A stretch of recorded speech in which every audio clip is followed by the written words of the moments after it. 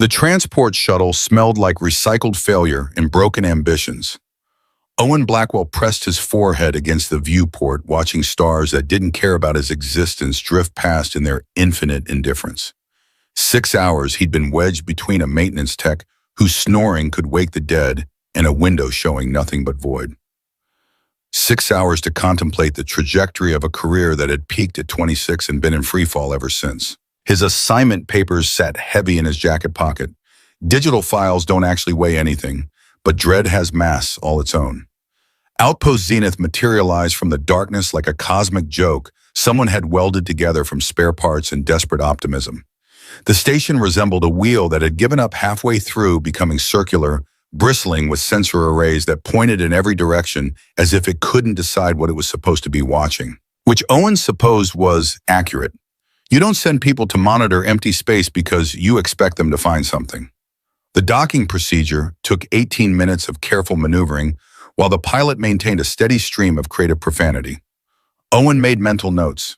If nothing else, isolation would expand his vocabulary. When the airlock finally cycled open with a hiss that sounded almost accusatory, Owen grabbed his duffel and stepped into his new reality. The air tasted metallic, processed through systems that had been recycling the same molecules for longer than he'd been alive. Commander Raina Moss waited in the arrival bay. She was compact, sharp-eyed, with silver hair, cropped close to her skull in defiance of both gravity and vanity. She looked Owen up and down with the expression of someone evaluating furniture at a warehouse where all the good pieces had already been sold. "Blackwell," she said, "not a question. A confirmation of inventory." "Yes, ma'am. Reporting for duty?" "Enthusiastic. That'll last approximately 48 hours. She turned and started walking without checking if he followed. Station operates on a 26-hour cycle because the previous commander had a sense of humor. You'll adjust or you won't. Either way, the universe keeps turning. Owen jogged to keep pace, his duffel banging against his hip. The corridors were narrow, painted in a shade of beige specifically engineered to crush the human spirit. Exposed conduits ran along the ceiling, humming with the sound of recycled everything. Surveillance rotation. Moss continued navigating turns without hesitation. Sector 14 Zeta. You'll be monitoring absolutely nothing interesting because if anything interesting happened out here, they'd send someone more important than you. And the truth of it settled in Owen's chest like cold weight. Your quarters are shared. Before you complain, everyone's quarters are shared. We've got 47 personnel and 32 cabins. Mathematics is cruel. I understand, ma'am. You'll be bunking with Lyra. Moss stopped at a door marked 17B and pressed her palm to the access panel. She's your partner. Living quarters shifts everything. Try not to make it weird. The door slid open and Owen's prepared speech about professional conduct evaporated somewhere between his brain and his mouth.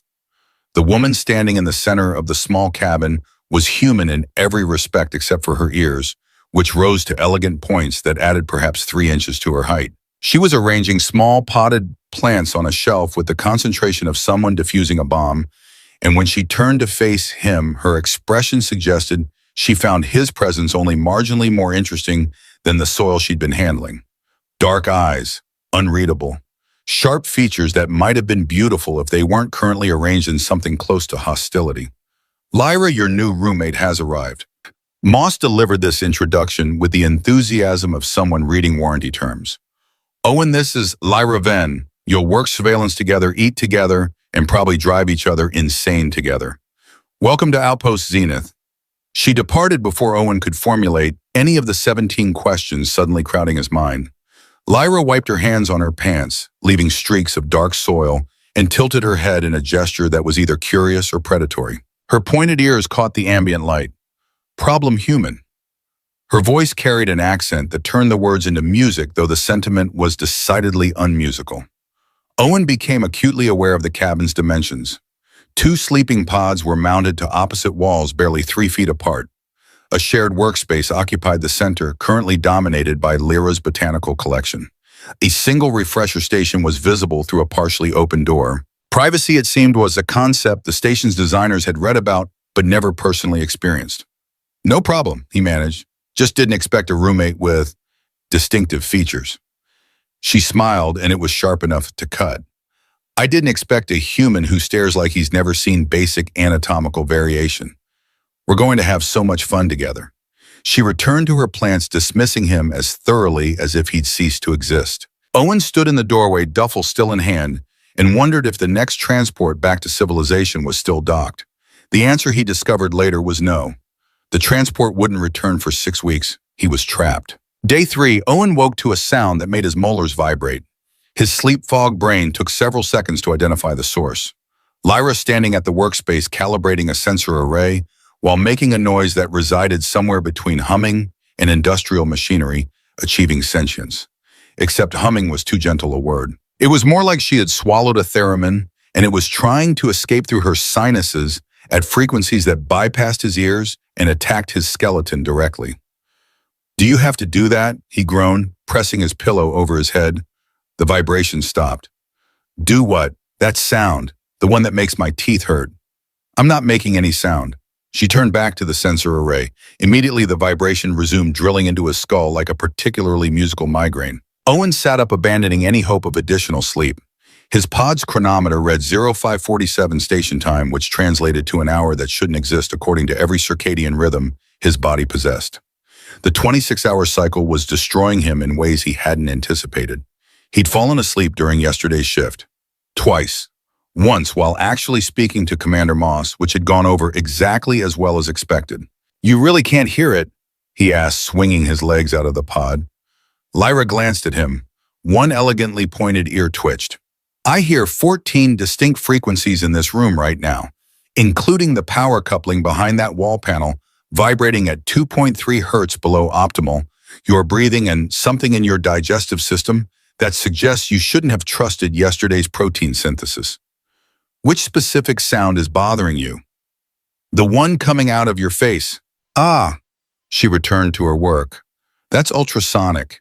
Your species can't perceive it." "My species is perceiving it just fine, and my species would like it to stop." "Your species is being dramatic." But the humming ceased, replaced by a silence that somehow felt smug. Owen stumbled to the refresher station, which was barely large enough for a human to turn around in. The sonic shower had 2 settings: insufficient and mild assault. He'd learned to appreciate the distinction. When he emerged, Lyra had rearranged the entire workspace. Again, the plants had migrated to different positions according to some pattern he couldn't fathom. Yesterday, they'd been ordered by height, the day before by leaf pattern. Today, they seemed organized by how much they offended geometric sensibility. "Did the plants do something wrong?" he asked, pulling on his uniform. "I'm optimizing their exposure to the full spectrum lamp based on photosynthetic efficiency and growth patterns." They looked terrified. "They're plants, Owen. They don't have central nervous systems." "Tell that to the fern. It's definitely having an existential crisis." The corner of Lyra's mouth twitched. Owen counted it as a small victory. Their shift began at 700, which involved taking the lift to the observation deck and settling into adjacent stations that made the cabin's proximity seem spacious by comparison. The monitoring equipment was standard fleet issue, which meant it was approximately 15 years out of date and held together by spite and improvised repairs. Owen's console flickered every 17 minutes, like clockwork. "Sector 14 Zeta," Lyra announced to the empty room. "Population 0. Interesting astronomical phenomena 0. Likelihood of literally anything happening approaching 0 asymptotically. You forgot reason for monitoring. Also 0, that's implied." She began running diagnostic protocols with the efficiency of someone who'd done this too many times to care. "Although I should mention there's a 0.003% chance of detecting dark matter fluctuations, which would revolutionize physics as we understand it. Should I be excited?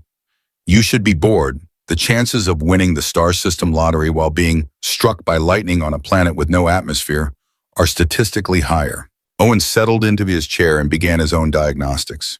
The console's flicker seemed more aggressive today. "How long have you been stationed here?" he asked. 14 months, 3 weeks, approximately 6 hours. She glanced at him, those dark eyes unreadable. "But who's counting?" "Someone with a calendar and basic mathematical competency." "You're wondering why I'm here." Owen's hands stilled on his keyboard. "I'm wondering why anyone's here. This station monitors nothing. We're basically very expensive decorative objects." "I volunteered." The words hung in the recycled air between them. "You volunteered for this?" My planet's participation in the Federation requires personnel contribution. I requested the most remote posting available. She said it casually, but something in her voice suggested layers he wasn't qualified to excavate. Seemed preferable to serving on a ship full of people who'd spend every meal asking to touch my ears. When people actually, every single time, oh, are they sensitive? Can you hear better than us? Do they move? She demonstrated each question with increasingly aggressive finger-pointing at her own ears, as if I'm a curiosity instead of a surveillance technician with better qualifications than most of the humans I've encountered. For what it's worth, Owen said carefully, I haven't asked to touch them. You've thought about it. He opened his mouth to deny it, then closed it. Okay, yes, but I've successfully repressed the urge. Progress. She almost smiled again, then frowned at her console. Your station's about to flicker. How do you... The screen flickered. That's disturbing. It's on a predictable cycle. I've been listening to the power fluctuation for 6 months. 17-minute intervals plus or minus 40 seconds accounting for the station's rotation and generator load. You can hear the power fluctuation. I can hear everything, Owen. Something in her voice softened just slightly. It's both a blessing and a curse. Mostly a curse when you're sleeping and making that grinding sound with your teeth. I don't grind my... He stopped. Do I really... like you're trying to pulverize diamonds. I've considered filing a noise complaint, but Commander Moss would probably just assign us a smaller cabin out of spite. They fell into silence, monitoring empty space for phenomena that wouldn't occur. After exactly 17 minutes, Owen's console flickered right on schedule. Lyra's ear twitched in what might have been satisfaction. Week 2 bled into Week 3 with the inexorable slowness of paint drying in vacuum. Owen stopped trying to fight the 26-hour cycle and surrendered to it. His body existed in a state of perpetual mild confusion, never quite sure if it was supposed to be awake or asleep. He learned to nap during shift changes, stolen 15-minute increments of unconsciousness in storage closets and empty corridors. He learned other things too. Lyra rearranged the plants according to a 7-day rotation that he eventually mapped on his personal tablet. Height, color, leaf pattern, photosynthetic efficiency, soil moisture, needs distance from viewport, alphabetical by scientific name. On day 8, the cycle repeated. She hummed at ultrasonic frequencies when she was concentrating, lower frequencies when she was anxious, which happened more often than her carefully controlled expression suggested. She watched him sleep. Not every night, but often enough that he'd started waking to find her sitting cross-legged on her pod, studying him with that same intense focus she applied to sensor calibration. The first time he caught her, she'd said, conducting an observational study on human sleep patterns, specifically the variations in your teeth grinding frequency correlated with dream cycles and dietary choices. That's a deeply unsettling way to say yes. I find directness overrated.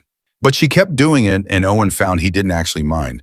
There was something almost companionable about it, being seen even in sleep, being interesting enough to study. The food synthesizer continued its slow descent into malevolent consciousness. Owen had requested coffee and received something that resembled motor oil mixed with regret. Lyra had named it the spite machine, and the name stuck. It knew what you wanted and gave you the opposite out of pure malice. Can we fix it? Owen asked one morning after receiving green bubbling liquid instead of tea. We've tried. It's become sentient enough to resist repair, but not sentient enough to be useful. It's basically achieved teenage consciousness. Lyra demonstrated by requesting water and receiving what appeared to be carbonated sludge. They'd started eating meals together not by design, but by default. The communal dining area was too crowded, too loud with other people's conversations. The cabin was quieter, more private. Owen told her about Earth, about autumn forests where trees turned colors the synthesizer couldn't replicate even if it tried. Golds and reds that looked like beauty instead of destruction. Lyra told him about Viridian, about bioluminescent twilight forests that sang in frequencies his ears couldn't hear, about architecture that grew instead of being built structures that hummed with organic life. You miss it, Owen said one night watching her face in the dim cabin lighting. Catastrophically. She smiled, but it was edged with something sharp. Isn't that ridiculous I volunteered to leave? I wanted distance, and now I'm sitting in a metal box telling a human about things I can never go back to. Not really. You can't return to places once you have left them. They change or you change, and the connection breaks. Maybe the connection doesn't break, Owen offered quietly. Maybe it just gets longer, more flexible. She looked at him, then really looked at him, and something shifted in the air between them. Philosophy at strange hours, she said softly. We've definitely lost our minds. But she didn't look away. Owen fell asleep that night thinking about the distance between people and how small it could become in a cabin this size. Day 27, week 4. The alarm didn't sound like an alarm. It sounded like a scream translated through malfunctioning electronics. Owen jerked awake, his head colliding with the pod's ceiling hard enough to see stars that had nothing to do with the viewport. Emergency lighting bathed the cabin in red, turning everything into a scene from a particularly pessimistic art film. Hull breach section 12.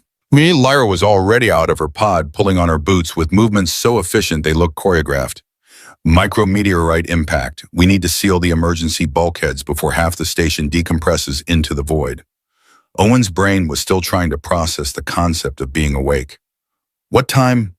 Time to move human. She tossed him his boots. They hit him in the chest with enough force to restart his cardiovascular system.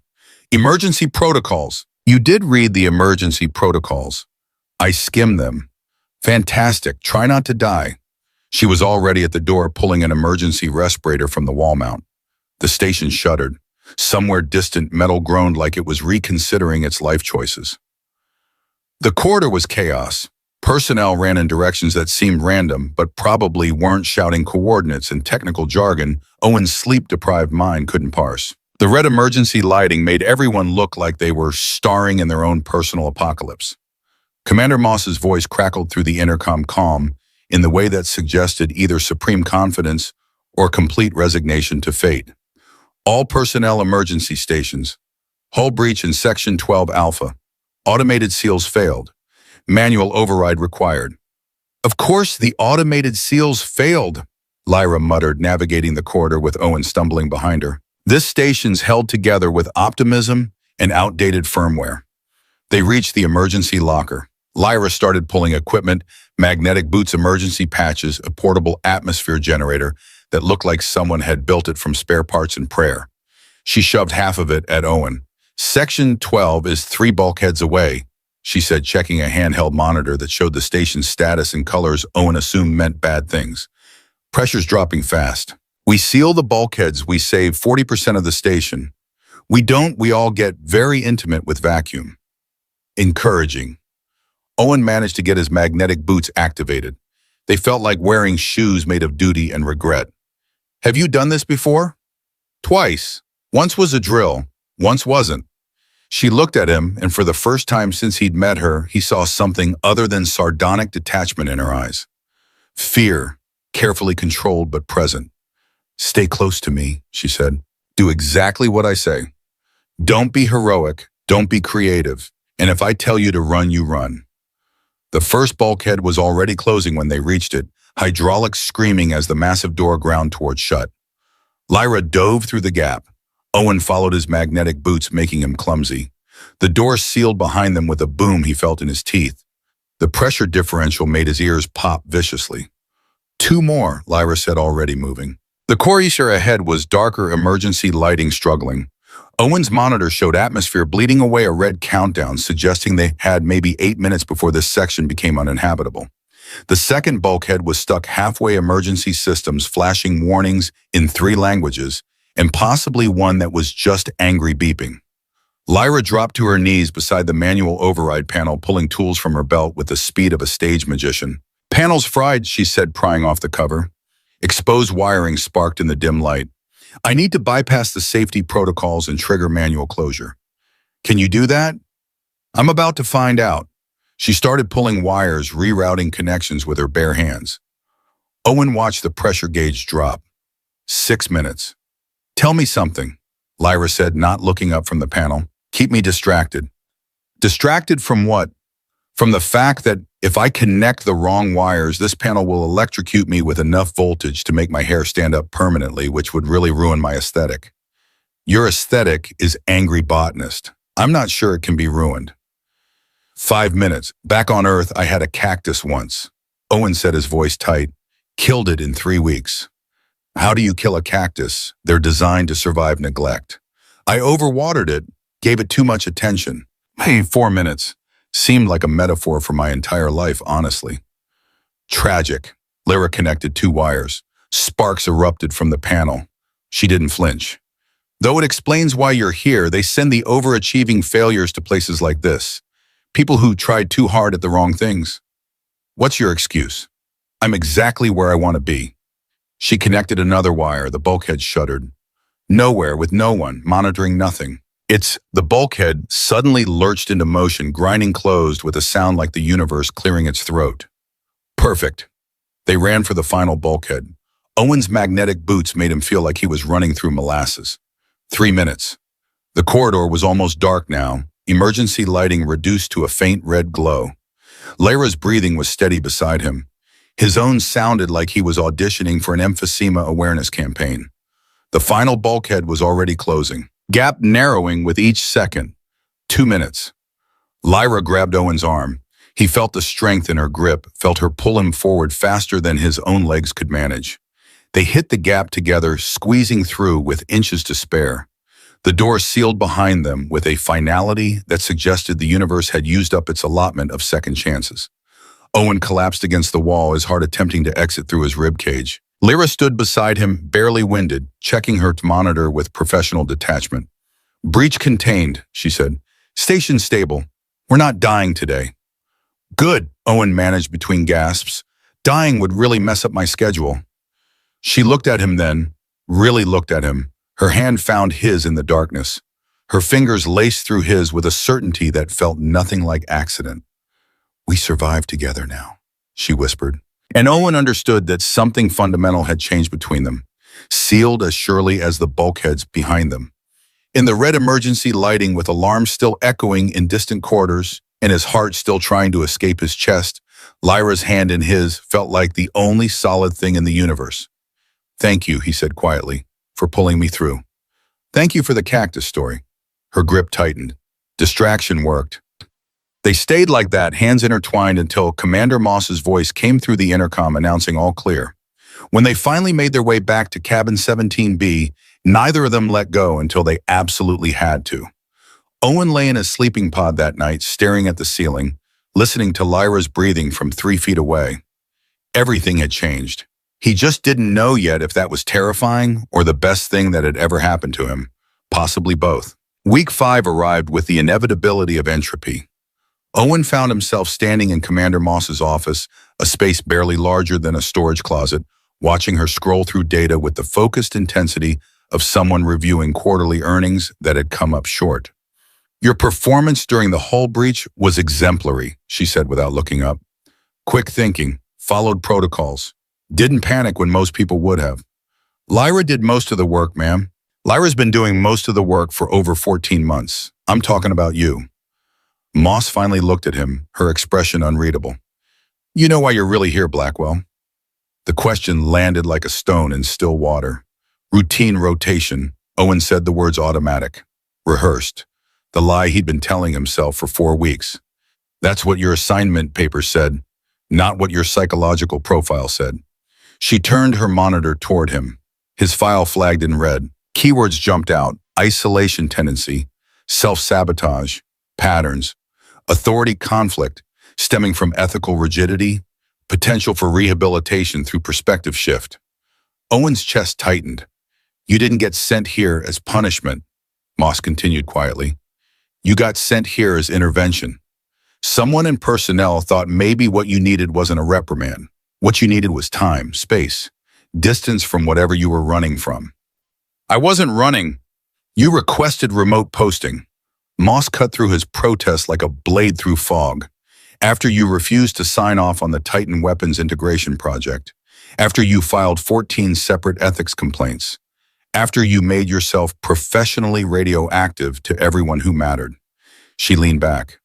"You didn't get exiled, Blackwell. You exiled yourself. I just provided the destination." The words sat in Owen's throat, refusing to form coherent response. "Did Lyra know?" he finally managed. Moss's expression softened just slightly. "Just enough. I showed her your file before you arrived, asked if she'd be willing to help orient a colleague who might be struggling with some things. She said yes." A pause. She's been exactly where you are, running from expectations she couldn't meet, standards she couldn't live up to. She understood. Owen left the office feeling like the station's artificial gravity had just increased by half. That night, he confronted Lyra in their cabin.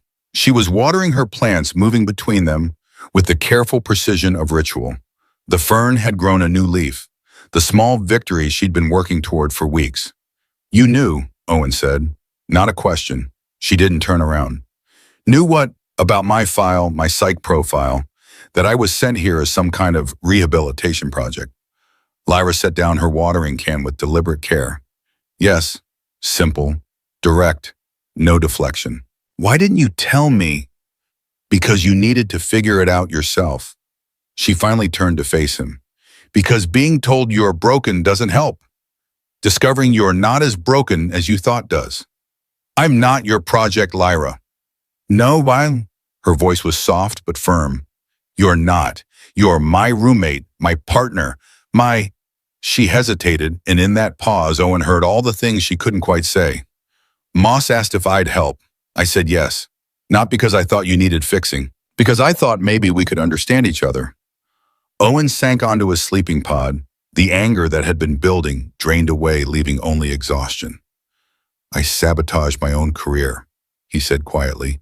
"The Titan Project. It was cutting edge, career-making. And I walked away because they wanted to weaponize technology that could have saved lives, fed people, changed everything." He looked at his hands. "I thought I was being principled. Turns out I was just being scared." "Scared of what?" "Success, responsibility, the weight of mattering." The confession tasted bitter. Easier to fail on my own terms and succeed on someone else's. Lyra crossed the small space between them and sat beside him, close enough that he could feel the warmth of her through his uniform. "I was top of my class on Viridian," she said after a long moment.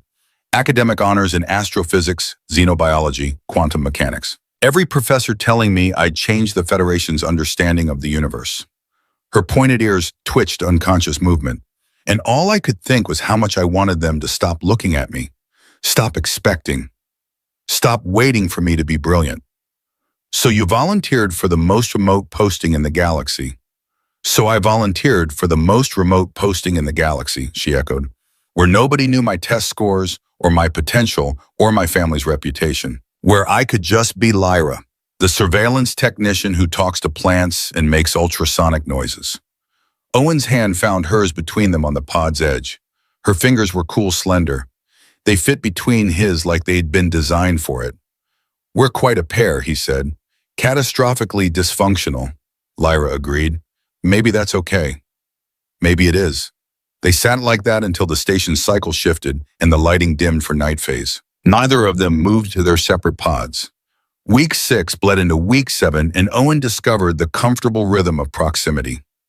He learned that Lyra hummed in lower frequencies when she was content, that she organized plants by emotional attachment on days when she was feeling homesick, that she watched him sleep not out of clinical curiosity, but because, as she finally admitted his presence, made the silence feel less empty. He learned that her ears twitched when she was amused but trying not to show it, that she had memorized 17 different variations of his teeth, grinding patterns, and could predict his stress levels with disturbing accuracy, that she took her tea at precisely 93 degrees Celsius, no hotter, no cooler. Small things, insignificant details. They became the architecture of something larger than either of them had planned. The Spite machine continued its campaign of culinary terrorism.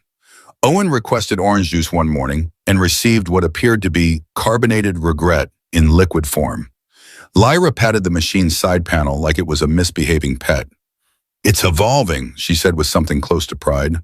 "Last week it just gave us the wrong thing. Now it's getting creative about how wrong it can be.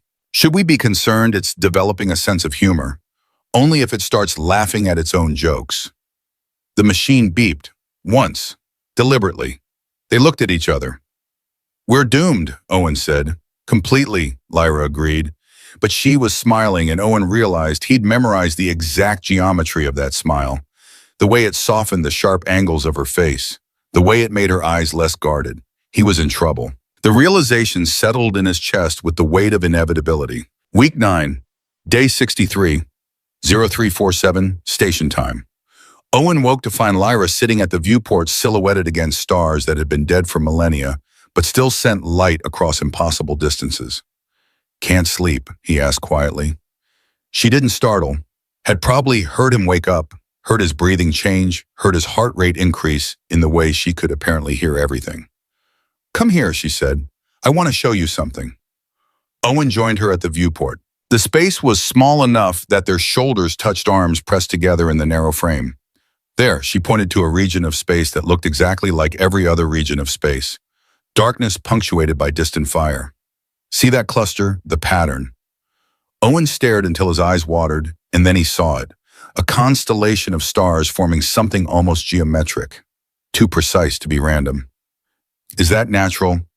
"I don't know." Her voice was soft, almost reverent. "I've been watching it for 8 months. Same position, same configuration, not in any official star charts, not in any survey data, just existing where nothing should be that organized." "Have you reported it?" "To whom?" She pulled up a star chart on her tablet, comparing it to the viewport.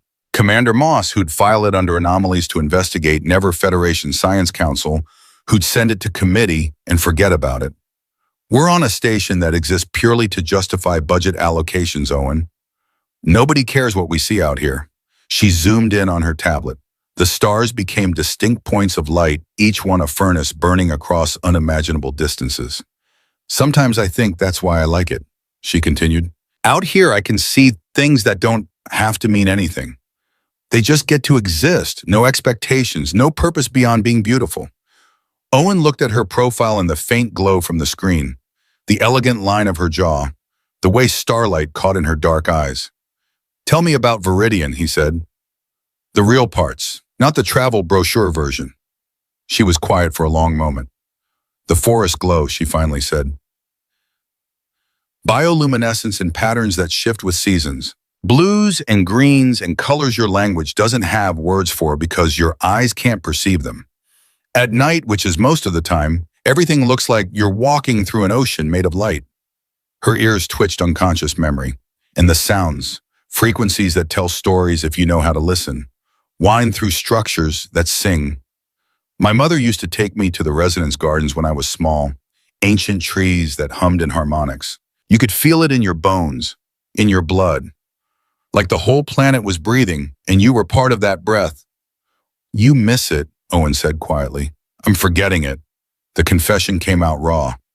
16 months here, and I'm losing the frequencies. The language I used to hear in 17 layers, Owen.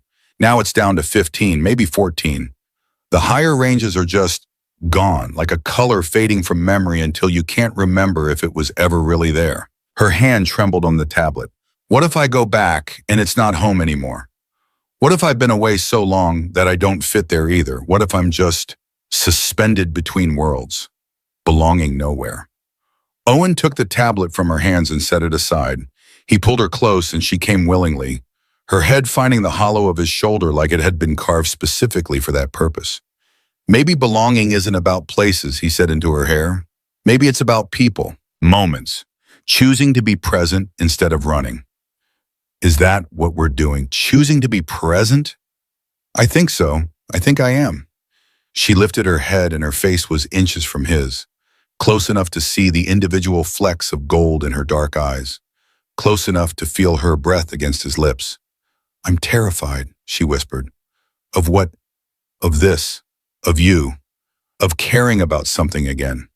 Because everything I've ever cared about I've lost, or left behind, or disappointed. Maybe I'll disappoint you too." "You probably will." She smiled sad and soft. "I'll probably disappoint you first." "Deal." He leaned forward. She leaned in. The gravity hiccuped. They jerked apart, floating for half a second before artificial weight reasserted itself. When they settled back into the normal physics of existence, the moment had fractured. Lyra laughed, the sound bright and unexpected in the quiet cabin. "The universe has terrible timing," Owen said. "The universe is indifferent to our romantic tension." Apparently, but they stayed close, shoulders touching, watching the star cluster that might mean everything or nothing at all.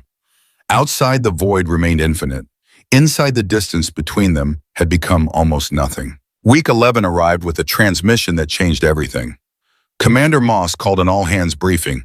47 personnel crammed into the communal area standing room only. The air smelled like recycled anxiety. Federation Science Division is sending an automated probe to investigate an astronomical anomaly in Sector 14 Zeta, Moss announced without preamble. Arrives in 6 weeks. Pending results, this station may be upgraded to a research facility. The words landed like meteorites. Or, Moss continued, if the anomaly proves uninteresting, Outpost Zenith will be decommissioned. Crew reassignments to follow. Silence. Heavy enough to have mass. That's all. Dismissed. The crowd dispersed in a murmur of speculation and concern. Owen stood frozen, processing implications. 6 weeks. Their isolation had an expiration date. He found Lyra already back in cabin 17B, standing at the viewport, staring at the star cluster that had probably just sealed their fate. It's my fault, she said without turning. I logged observation notes in the system. Routine documentation. I didn't think anyone actually read those reports. It's not your fault. If they upgrade to research facility, this station will have hundreds of personnel, shifts, rotations, actual structure. Her voice was hollow. If they decommission, we scatter to different postings. Either way, this ends. Owen crossed to her, turned her to face him. This doesn't have to end. Everything ends, Owen. That's the only constant in the universe. Heat, death, and entropy, and nothing lasts. Then we make it last as long as we can. She looked at him with eyes that held too much sadness for someone so young. I filed for extension 4 months ago, she said quietly, before you arrived. When I thought I'd be alone here forever, and that seemed preferable to anywhere else, I requested another 18 months. Commander Moss approved it.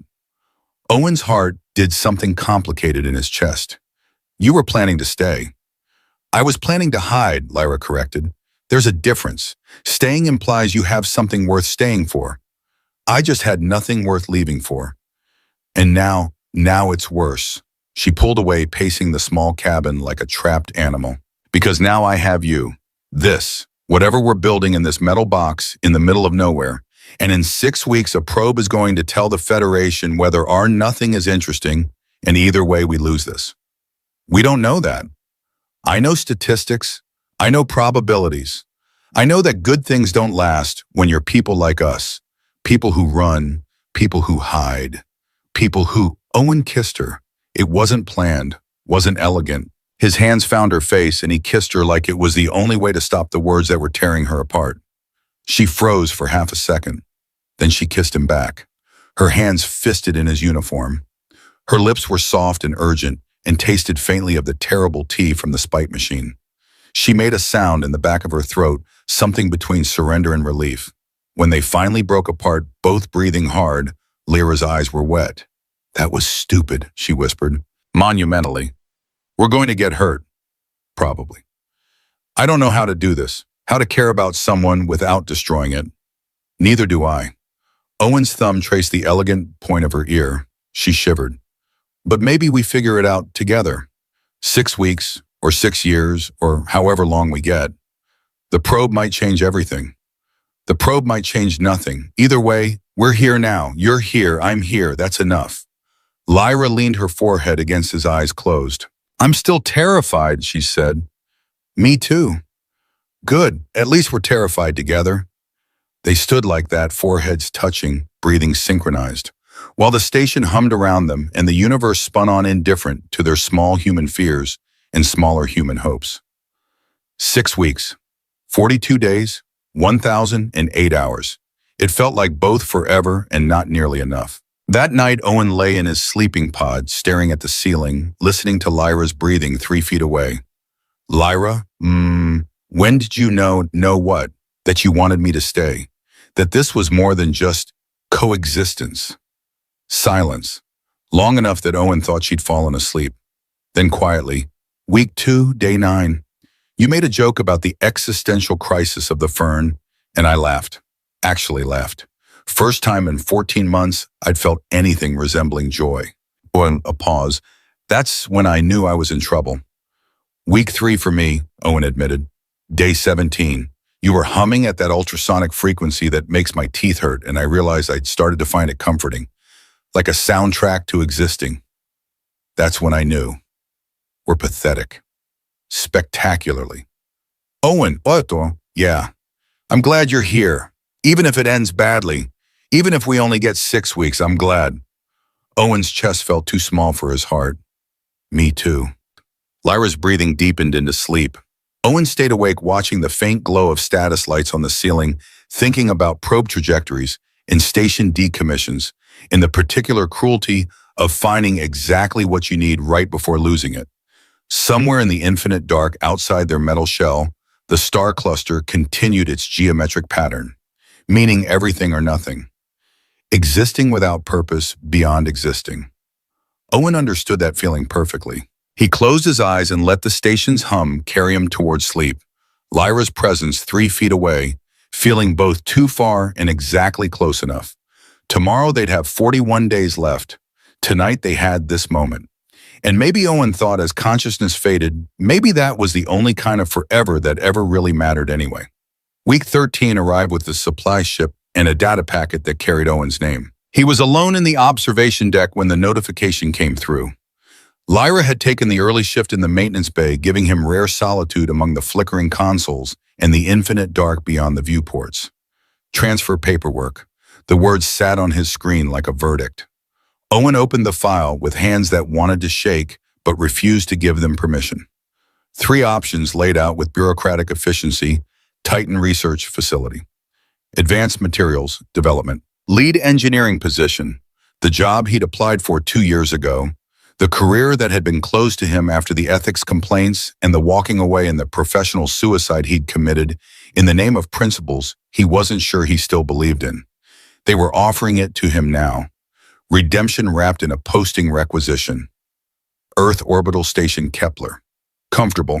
Close to home. Close to family he hadn't spoken to in 18 months because facing their disappointment felt harder than facing the void. Or extension. 18 additional months on Outpost Zenith, monitoring nothing, mattering to no one except the woman who'd somehow become his entire universe in the span of 16 weeks. Owen stared at the options until they stopped making sense. His console flickered. 17 minutes, right on schedule. He thought about Lyra, who could hear that power fluctuation like music, who had memorized the rhythm of this dying station and called it home. The observation deck door cycled open. Commander Moss entered, carrying 2 cups of something the spite machine had probably weaponized. "Thought you might need this," she said, setting 1 cup in front of him. Owen looked at the liquid. It was purple. He didn't ask. "You read the transfer options?" Moss said. Not a question. "Yes, ma'am." "Moinen. And I don't know what to do with them." Moss settled into the adjacent station, her movements economical. She'd spent 30 years in space. It showed in the way she inhabited zero-consequence environments like they were solid ground. "You saved this station during the hull breach," she said. "Quick thinking, solid execution under pressure. The right people noticed. This is your second chance, Blackwell. The career you thought you'd burned. They're handing it back. Why, Ray? Because competent engineers who actually give a damn about ethics are rarer than habitable planets." She sipped her purple beverage and grimaced. "Also because I wrote a hell of a recommendation." "You're welcome." Owen's throat felt tight. "What would you do, ma'am?" "I'd ask myself what I actually want, not what I think I should want, not what makes sense on paper. What do you want when you strip away the should and the supposed to and the expectations?" The question hung in the recycled air between them. Owen thought about Lyra's hand in his, the way she hummed in lower frequencies when she was content, the geometry of her smile. "That's what I thought," Moss said quietly. She stood, leaving her toxic beverage behind. "Decisions due before the supply ship leaves. You've got 18 hours. She paused at the door. "For what it's worth, Blackwell, sometimes the bravest thing we can do is choose the small life that makes us happy over the big life that makes us impressive." She left him alone with 3 options and 18 hours and a decision that felt like it would define everything that came after. Owen found Lyra in their cabin packing. Not her things, his. She'd organized his spare uniforms, his personal effects, the small tablet where he kept photos of Earth he pretended not to look at. Everything neatly arranged on his sleeping pod like a memorial to a presence that hadn't left yet, but soon would. "What are you doing?" His voice came out rougher than intended. She didn't turn around, didn't stop folding the shirt in her hands with precise mechanical movements. "Preparing," she said. "You got the transfer paperwork. I saw it in the system logs. Titan Research Facility. That's your dream, Owen. That's everything you wanted." "Lyra, don't." The word was sharp enough to draw blood. "Don't make this harder by pretending you're going to choose differently. I know how this works. I've seen it before. People come to places like this running from something. And when they get the chance to go back to their real lives, they take it. They always take it." Owen crossed to her, took the shirt from her hands, forced her to look at him. Her eyes were dry, but devastated. "You think I'm going to leave it," he said. "I think you should leave. I think you should take Titan and rebuild your career and become the person you were supposed to be before you got exiled to nowhere with someone like me. Someone like you. Someone who's forgotten how to exist anywhere but here. Someone who's losing her own language because she's been speaking yours for too long. Someone who can't give you anything except plants and terrible coffee and the privilege of monitoring empty space until we both go insane." Owen's hands found her face thumbs tracing the elegant points of her ears. She shivered. "You think that's all you are to me? I think I'm a stopgap. A comfortable fiction you're telling yourself because the alternative is admitting you're still hiding." The accusation landed like a physical blow. Owen stepped back. "Maybe you're right," he said quietly. "Maybe I am still hiding, but not from what you think." He moved to his personal terminal, pulled up his assignment records, the files he'd been avoiding for 13 weeks. "I need to show you something." The records told a story Owen had been rewriting in his head for 2 years. Transfer request, remote posting, deep space monitoring. Submitted by Owen Blackwell, dated 18 months prior. Not assigned, requested. Lyra read over his shoulder, her presence warm and solid behind him. "I don't understand," she said. "The Titan Weapons Project. When I walked away, when I filed the ethics complaints, I thought I was being brave, standing up for principles, refusing to compromise." Owen's voice was hollow. "But that's not what I was doing. I was terrified. Terrified of success. Terrified of the responsibility that comes with actually mattering. Terrified that if I took that project and succeeded, there'd be no more excuses for why my life wasn't everything I'd dreamed." He pulled up another file. His psychological evaluation. The one he'd never been meant to see. Subject demonstrates patterns of self-sabotage consistent with fear of achievement. Recommends therapeutic intervention through controlled environment with minimal performance pressure. "They didn't exile me," Owen said. "I exiled myself, and they just let me, gave me exactly what I asked for, a place where I couldn't fail because there was nothing to fail at." Lyra's hand found his shoulder, squeezed. "And then I showed up and ruined your perfect isolation." "No," he turned to face her. "Then you showed up, and I started understanding that maybe the problem wasn't the world expecting too much from me. Maybe the problem was me expecting too much from myself and this running when I couldn't deliver perfection." He reached past her, pulled up another file. Personnel request form, submitted by Lyra Venn, dated 4 months ago. Request human roommate assignment, specifically Owen Blackwell, if transfer approved. Lyra went very still. "You knew I was coming," Owen said. "You requested me. Specifically me." "I read your file," she admitted quietly. "Moss showed it to me when you were first flagged for transfer. Brilliant engineer, ethical to the point of self-destruction. Walked away from everything because you couldn't reconcile who you were with what they wanted you to be." She met his eyes. "You were me, different species, different specialty, same pattern. And I thought maybe if I wasn't alone in it, it would hurt less." Owen felt something crack open in his chest, not breaking, opening. "We're quite a pair," he said. "Catastrophically dysfunctional. Perfect for each other?" Lyra's laugh was wet. "That's the worst reasoning I've ever heard. I contain multitudes of bad reasoning. I've noticed." They stood in the small cabin, surrounded by half-packed belongings, and revealed truths and the accumulated weight of 2 people who'd been running from themselves until they collided in the middle of nowhere. "What are you going to do?" Lyra asked. "About the transfer." Owen looked at the options still glowing on his terminal. Titan, Earth, extension. I don't know yet, he said honestly, but I know I need to decide for the right reasons. Not because I'm running, not because I'm hiding, but because I actually want it. And if what you want is Titan, then I go to Titan. And we end. Maybe, or maybe we figure out how to exist in different places and still choose each other. Long distance, visits, whatever it takes. Lyra shook her head. That's not how this works, Owen. I've seen relationships try to survive separation. They don't, especially when one person is growing and the other is stagnant. You're not stagnant. I'm forgetting my own language. I'm losing frequencies. I'm becoming less viridian and more just empty. Her voice broke. If you leave, at least one of us should get to be something. Owen pulled her close. She resisted for half a second, then collapsed into him like a structure finally surrendering to gravity. I don't want to lose you, she whispered into his chest. You won't. You don't know that. No, he agreed, I don't. But I know I'm done running from things because they might hurt. I'm done choosing safe failure over risky success. I'm done sabotaging myself. He tilted her face up, made her look at him. Whatever I decide, it won't be because I'm afraid. It'll be because I actually want it. Can you trust that? Lyra searched his face for a long moment. I can try, she said finally. It wasn't a promise, but it was enough. Week 15. The probe arrived. Owen and Lyra watched from the observation deck as the automated vessel established orbit around the star cluster. Sleek, efficient, bristling with sensors that would spend the next 72 hours analyzing the anomaly that had given their isolation an expiration date. 3 days, Lyra said. Then we know. Then we know, Owen echoed. They'd fallen into a strange holding pattern, not quite together, not quite apart, existing in the space between decision and consequence.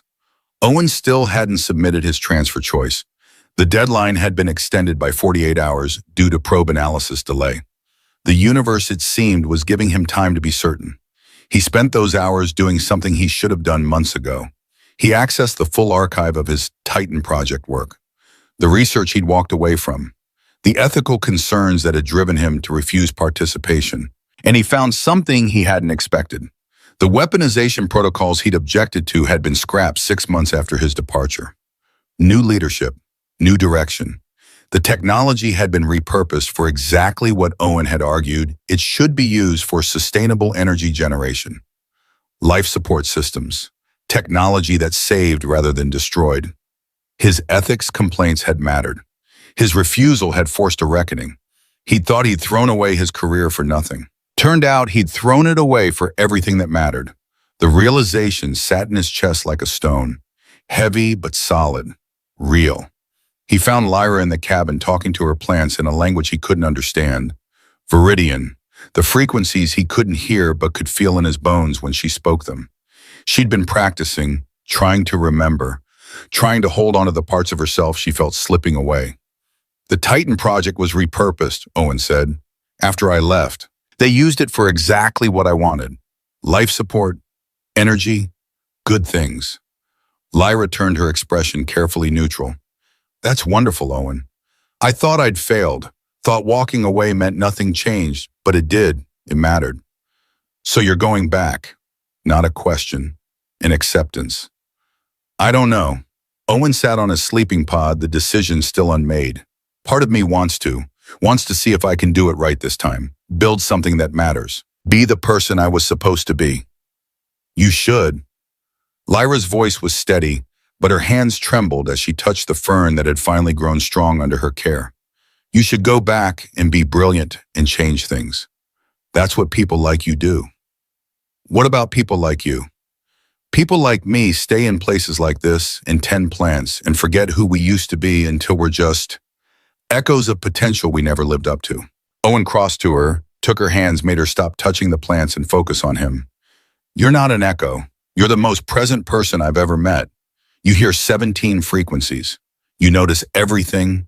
You're brilliant and sharp, and you chose this place not because you're weak, but because you're brave enough to walk away from expectations that would have destroyed you.